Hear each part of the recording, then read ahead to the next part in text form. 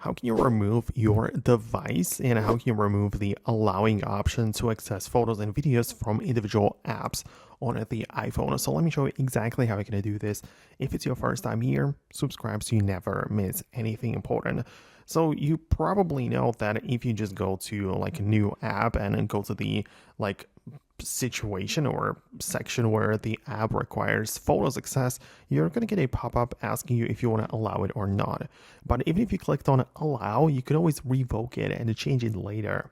The way to do that is by going to the settings app and part of the privacy and security section, which is a little bit toward the bottom of the list. You'll be able to see all of the different sections which third-party apps can access. Things like camera access, microphone, photos, and so on. And if you are interested in the photos access and how you can manage that well, you can most definitely find the photos section right away in here. And all of those third-party apps which have asked to access your library are going to be listed in here.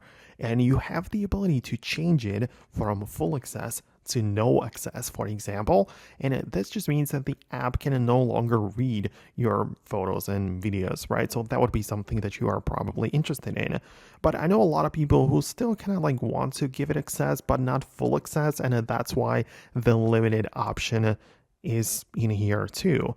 Because if you don't want to give it full access, you can decide that only selected photos and videos or selected photo albums might be accessed by the app, right? So for example, if I go to Instagram, right, I can choose that the app will only access selected photos. So I'm going to click on edit that. And I don't choose like individual pictures one by one, but I just go to the collections instead and I choose one of the albums to be accessed, right? And every time I want Instagram to have access to something, I just add a photo to that album in my gallery. And I know that Instagram can only read that. So I find that to be very practical if you're cautious about your privacy and yeah, you don't want to share your whole library with third-party apps. But that would be all for me. I really hope I can help you out with it.